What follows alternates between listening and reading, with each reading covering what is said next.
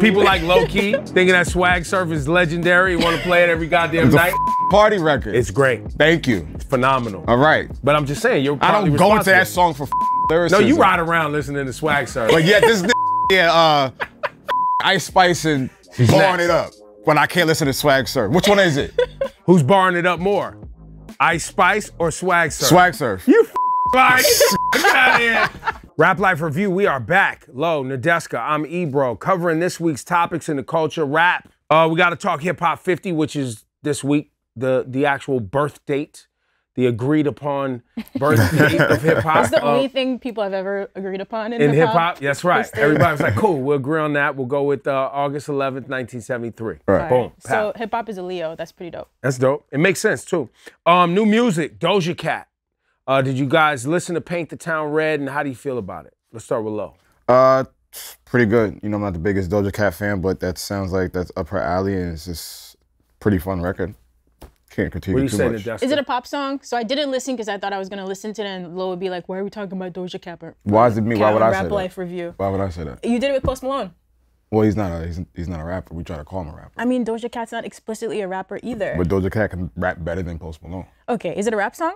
Okay. It's got a singing hook with rap verses. Yeah. Cool. Is the best explanation. People had problems with the video because obviously she's using satanic imagery and, you know, paint the town red. Oh, and, we love some satanic imagery. Oh, man, you know, they love the it. satanic imagery. Love to hate, should I say. Which obviously led the convo around the song, I think. More than people actually listening to the song where she talks about how she's the bad girl and she's the embracing devil. the She's bullshit, embracing yeah. kind of the negative stuff that comes at her, and but also talking shit a little bit. So it's another follow-up to Attention, where Attention, I feel like she was saying, have y'all even been paying attention to what I've been doing this whole time, and musically how I've been rapping and singing and doing this for years, and you're not really listening to the music. To this record kind of being like, well, if I'm the bad guy, I'm gonna embrace that and paint the town red with it, which is what I took from it. So I actually really enjoy the record. There's people who are fans of her just for her popular songs that don't give a shit about what she has to say. And I think this whole purge, let's call it, of her kind of calling everybody that follows her or going at people who are, she's like, yo, you don't even really know me like that. I don't know you like that, all the social media shit. I think it's her way of kind of making sure she's carving out space for her, like just for to like, I'm not just gonna be your little pop star, pop your doll, little pop star puppet. Yeah, you know what I mean? I'm gonna do what the fuck I want to do. So I'm into. I enjoy it. Now I don't know where this goes, where the journey goes. I've heard a lot of music. Have you ever seen an artist of her stature do like a purge like this? Pop stars are usually a little bit more buttoned up. So in rap, I've never seen a rapper try to purge. I don't think I've seen. I mean, like, do we call it a purge or a rebrand? I'm just using. You didn't like the word rebrand, so I'm using his purge. No, we could do both. I mean, y'all don't have to argue. It's so confusing here sometimes. Y'all don't have to argue over it. I'm just saying we've never seen it. Okay. All right, go with rebrand. Let's go with rebrand. Rebrand. I've never seen an artist rebrand themselves like this. And I think when we think of rebrand, you think of it in a positive way, you know, just a refresh, a reset. This looks kind of like washing away all the... People forget Kanye has done multiple rebrands. No, he has. Yes, he did. Yes, he has. Yes, he did. From Celebration to 808s to Yeezus. Yeezus was sonically different. And then just starting to wear the mask. Remember, he would just wear whatever those Margiela masks on and all that? Yeah, I guess because I've always liked Kanye for being an unpredictable artist, that I never counted that as a rebrand. But I could see what you meant. But his first 4 projects were one type of Kanye. Yeah. And then he completely became more avant-garde and more artistic and more, as you know, so he definitely has done that. Yeah. So we have seen it at a very megastar level. But I think just the type of how we're seeing it now, we haven't seen it like that. Yeah, I mean, and I don't know the year that Doja Cat put out that first project, Amala, which had the cow, remember the cow move thing, that whole thing? Yeah. That song was actually her fucking with the audience even back then. Yeah. I'm a cow, moo, like that whole, like, I can just basically do whatever on a song and it's gonna pretty much proving viral a point that y'all don't pay attention to shit. Yeah, like people haven't really been paying attention to the work that she's been doing, I think, and I think that's part of her point. Yeah. So, new Doja Cat out. Yo Gotti DJ Drama, how'd you guys feel about it? Starts off very strong. I think it's about 10 records featuring Rich Homie Quan, Moneybagg Yo. First one that I really liked was First 100 Bands. Pretty dope. Pop My Shit is pretty cool.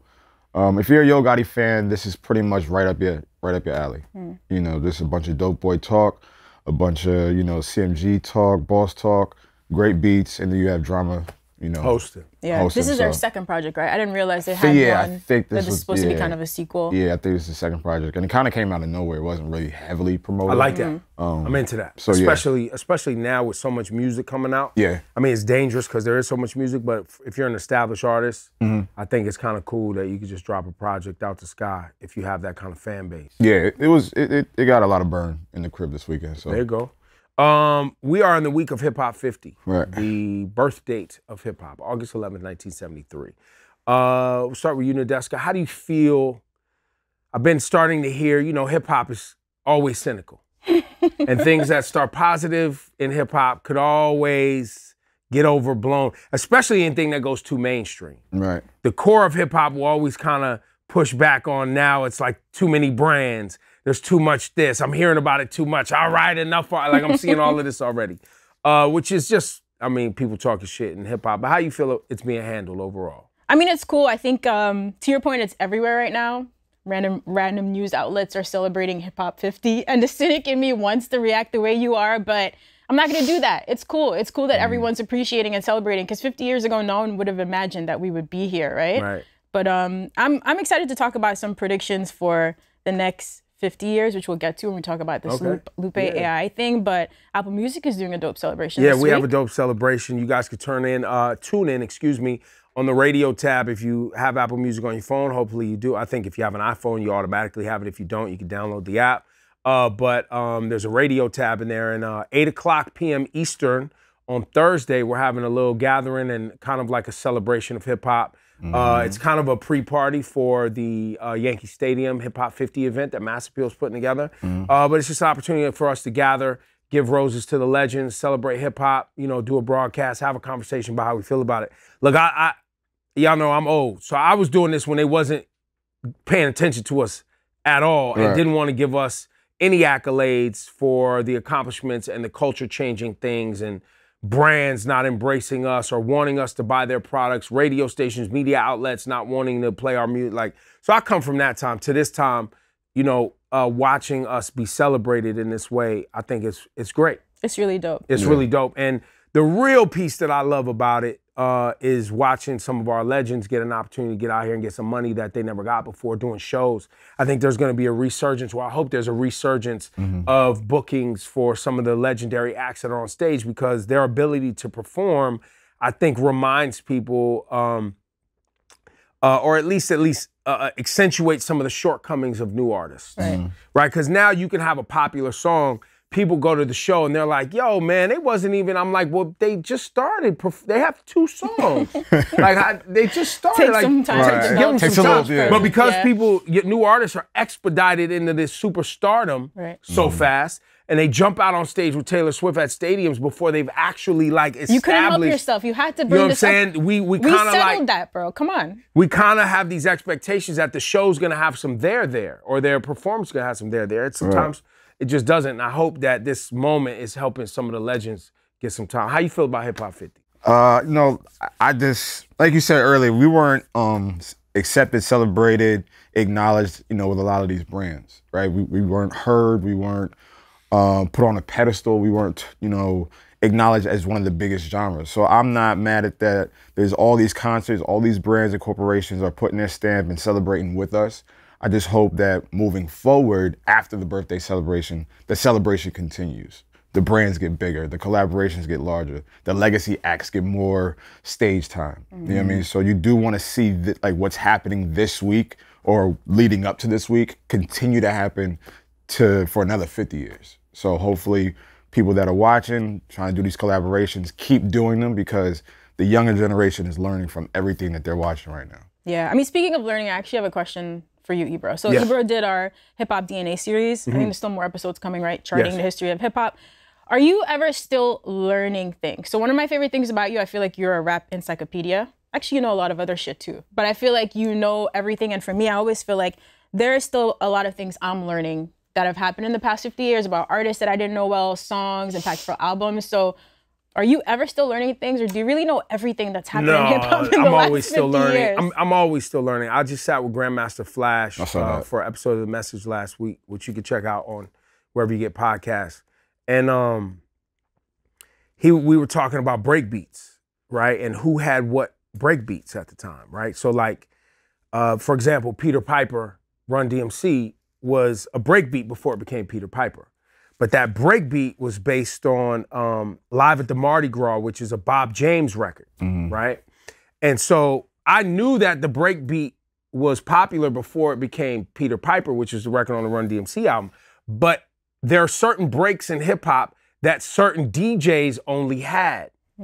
Peter Piper breakbeat or Mardi Gras breakbeat was Grandmaster Flash's breakbeat. And so I knew they, you know, now people have their computer screen. So you see DJs now have a computer screen. And oftentimes people mislabel the file in their computer. So when DJs are looking over their shoulder and they're playing a record or a break, other DJs can't steal it. So I already knew that was a thing. And I also knew that DJs used to, you know, take like a Sharpie or a marker and black out the label, so when they're at parties, nobody can steal their vinyl, because you see somebody rock a party, and you'll be like, yo, I need that for my set. So, you know, boom. But Flash used to take it a step further. Flash would soak his records in like bath water so the label would come off. So he would take records. He would take records that were like lame ass break beats or like lame ass vinyl, and then label it. Take the label and put it on his thing. So when he played at party, people would they would go steal the wrong record looking for the break. That's amazing. That's crazy. So there was like little tidbits like that from some of the, you know, obviously our legends and our elders in the game. But even I didn't even realize that there were certain break beats that were his versus other DJs. Like, and so we talk about like, oh, that was so-and-so's break that they used to use in this part of town, and that was this one's break that they used to use in this part of town. So that kind of stuff is like still very... That's still like very wholesome to you. Well, it's just very cool. Like the level of thought, right? The level of ingenuity that was taking place to create a moment where people gathered and got together. So there's all types of little tidbits of history. But this is it right here. This is my favorite part of Hip Hop 50.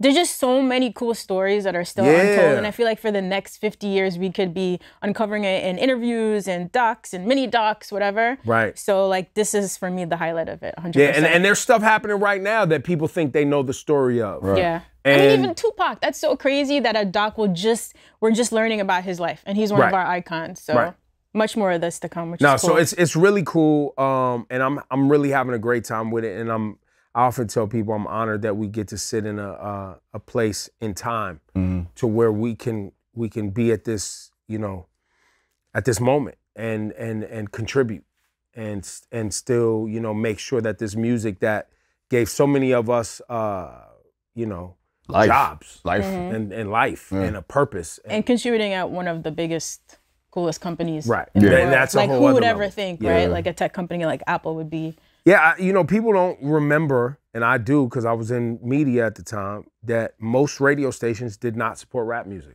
Matter of fact, most people don't even know that, like, Rapper's Delight wasn't supported by a New York radio station when it first came out. Like, we talk about this in Hip Hop DNA. It was supported, I think the station was in, like, St. Louis or something like that. And it was a jazz DJ who played the record, and then they started getting, like, a bunch of requests for it. And it was, you know what I mean? Like, it didn't start in New York City. Just a bunch of layers that we There's could pull so back. many layers and things that people forget about this journey in music, and you know that's why it's up to us to try to, you know, commemorate and tell some of these stories.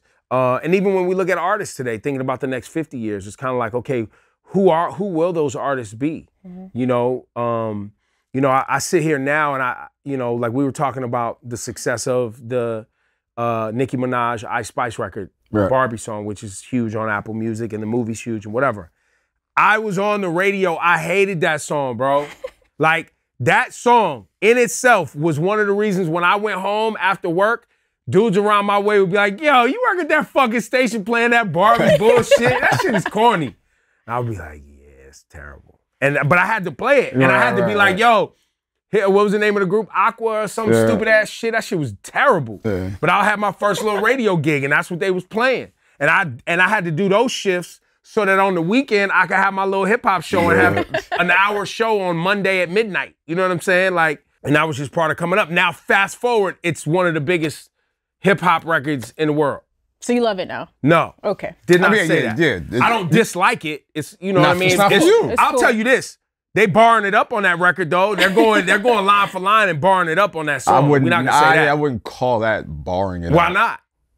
It's just good rap, but I'm not calling it they're barring it up on there. Bro, I get it. It's big on Apple Music, one of the biggest. They're not barring it up. Like, why not?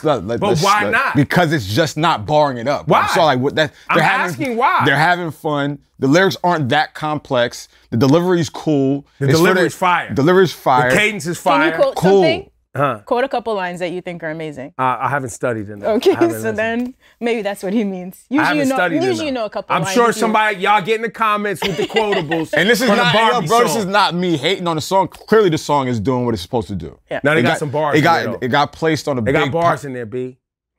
They don't. They do. I'm telling you. Look, they'll tell you in the comments. Oh, yeah, I know. There I know. Watch what happens. One of the most iconic hip-hop songs of the next 50 years. Who? This song. Nah, see, I didn't go that far. I just said it was barring it up. And see, somebody always goes too far. It's usually you. No, it's like the man with the folding chair at the Montgomery, Alabama thing. He went too far. No, he didn't. Yeah, he did. No, he didn't. He hit the woman with the folding chair. He went too far, bro. Her ass shouldn't have been fighting. No, her ass shouldn't have been fighting. Do this. What's the phrase? And she was already on the ground. Fucked around and she found out. No, she was already on the ground. Bro, she shouldn't have been on the ground. Her ass should have been in the boat. Let the men handle that shit. Now that's barring it up. Her ass got barred up.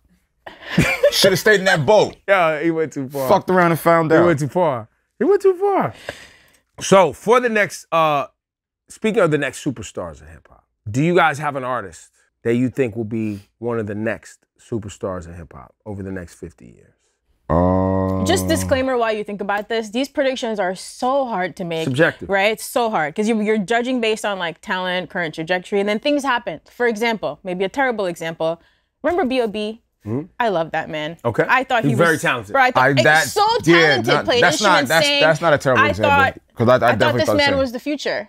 And then just like shit goes off the rails sometimes. Yep. I feel like I just need to say that. Sorry, go ahead. I can't. It's just hard. It's really hard. I really can't. Maybe like JID. Okay, that's a great one. Lady London.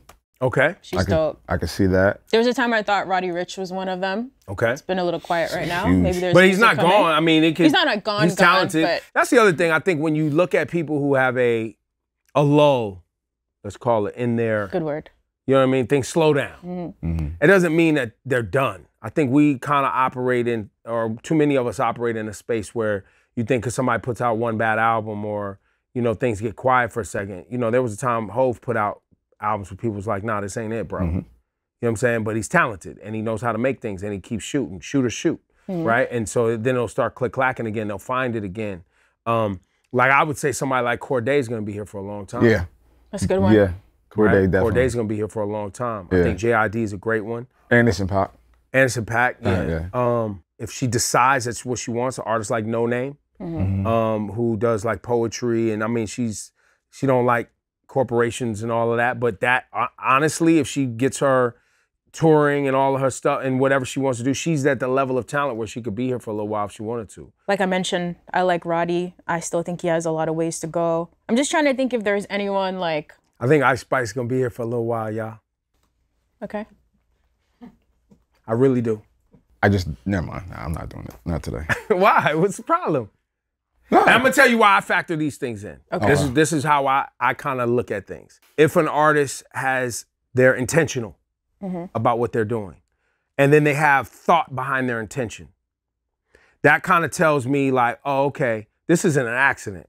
You plan this attack, and then you have responses to your attack, and you're kind of like ahead of the game, whether you like them or not. I'm not debating, you know, like you could not like Ice Spice and not like her music, right? But I'm looking at developed fan base, hits, intention, branding. Like you're, and it's still early in the game, and you have all of this developed already. You have multiple looks, and you have a geographical base where when things get slow, where your geographical base holds you down. Like Hov had that, right? And Hove had New York City all the time. No matter what happened, things got slow, had New York City, right? And so that geographical base is important, right? Because things will get slow. Right. You will throw out some bricks. And how are you going to reignite that kind of How do you momentum? respond? How do you respond to that? Right, and your jump off point, you're gonna need a new jump off point. Right. And so the reason I say Ice Spice is because I'm looking at a moment. I found myself today literally going back to when Get Rich or Die Trying came out, right? And the amount of 50 Cent records that were playing on the radio at the exact same time. Yeah. Right? Now 50 Cent had more of a base with the mixtapes and more of those things, but Ice Spice is having one of those moments in her geographic base, which is New York City. I don't know what's happening Outside. on a national level, Right. But I definitely know if she's able to grow with her fan base, which is 50, basically 15 to 24, she could stack on another 10 years if she's smart. You know what I mean? Of just growing with those individuals who then become concert ticket goers and become people who buy merch and have liquid that they can spend on her whatever, dolls and all the other things that come off of her brand. So I'm looking at it through that lens. I mean, I see like the brand that she's building within the quick time frame is impressive. It may burn out though. Right, but the fact that how fast she's doing it, like the branding is happening very fast. I see her like everywhere. This collaboration, this soundtrack, this show, this concert, this feature, like it's hidden in every way you want it to.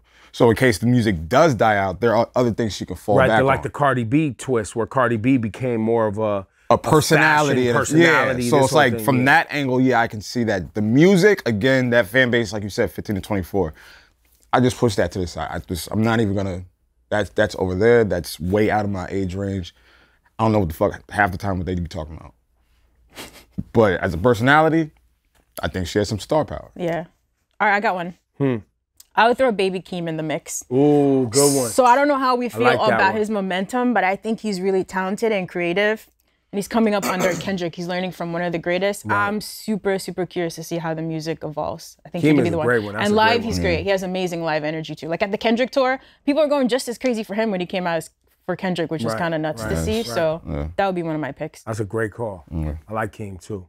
But maybe leave some comments about some artists who have momentum right now that you think are gonna blow up later on as we talk about maybe the next stars. Because people, listen, there's only at any given time, I'll be honest with you, as long as I've been looking at this, 2 to 3 acts at a time that are blowing up, that are gonna make it. Yeah. It's a very small percentage. Like even when you go back through like the XXL freshman covers, you know what I mean? Going all the way back to the beginning, you can go and look, they got one of them in this year. They got 2 in this year, none in this. Like you can really see who has staying power.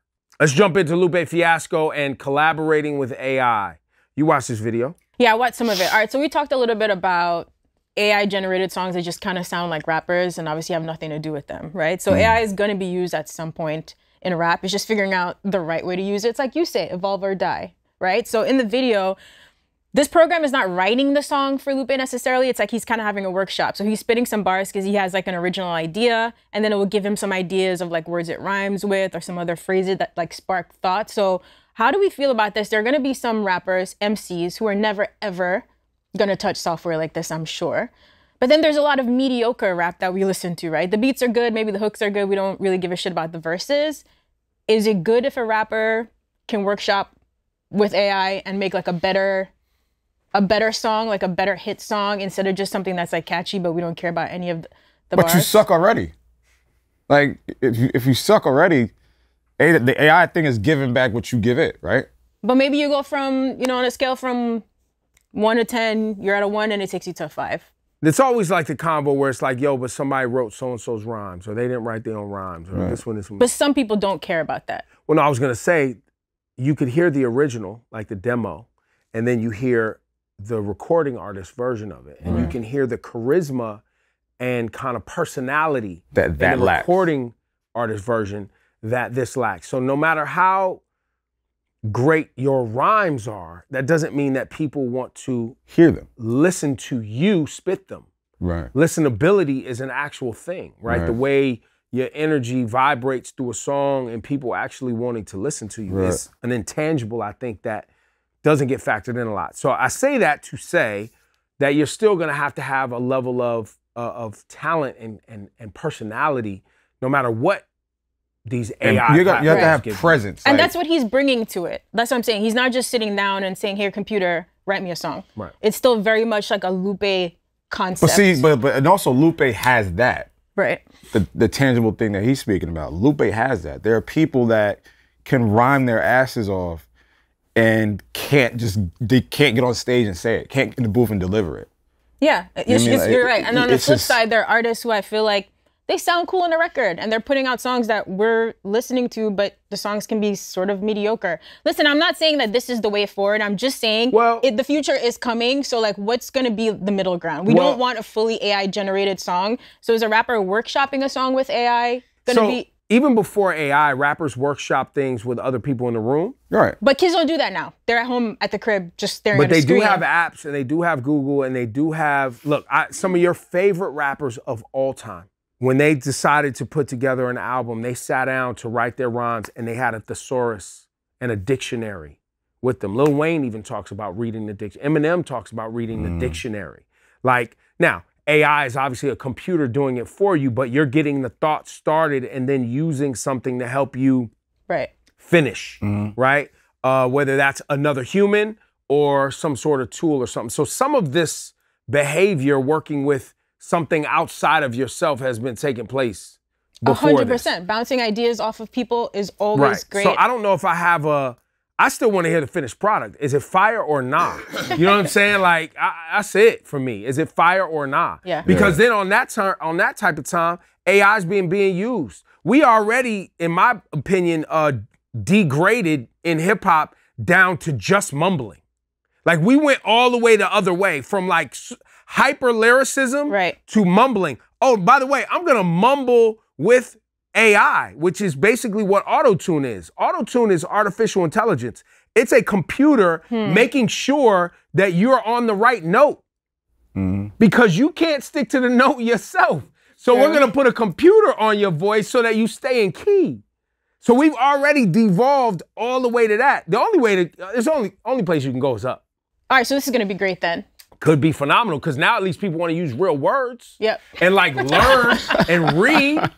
These motherfuckers aren't reading, bro. I think it's a positive thing. Like I said, there are some whose fault the is people who are great MCs School are never system going and to use everybody it. else. No, I didn't mean to cut you off. Like, not that. You didn't have to go that far. Yo, fam, I'm hoping that ChatGPT helps motherfuckers start spelling. Because you have to be able to read what the motherfucker puts on the page. Rappers can't really spell. I was just going.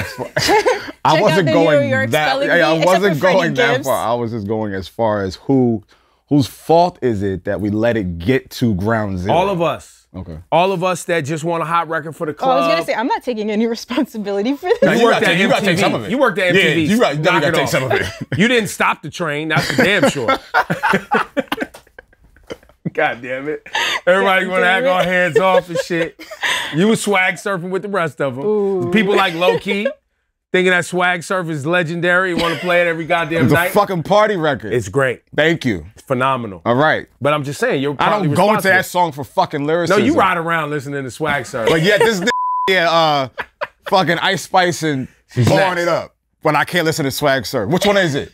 Who's barring it up more? Ice Spice or Swag Surf? Swag Surf. You fucking lying. Get out of here. Yo, it's over, B. Yo, and everybody out there, I tried to come to the show and say that Cardi B asked for the water to be thrown on her, and some people said, no, are you sure that actually happened? You know what? And I didn't go with the story, so it's my fault. I shouldn't have listened to other people. I'm glad you brought that up, because I saw there are comments here shitting on us for not knowing. You mentioned it, and I said, if that's the case, then this is fucked up. If not, that person deserved it. You know what I hate? Talking about shit with limited information and then having to apologize later. So okay. I'm not apologizing. Well, you should apologize. You went and talked about something with limited information. No. This is what you guys make me do here. I'm not apologizing. Are we done? It's Rap Life Review, man. We'll see y'all next week. What's up?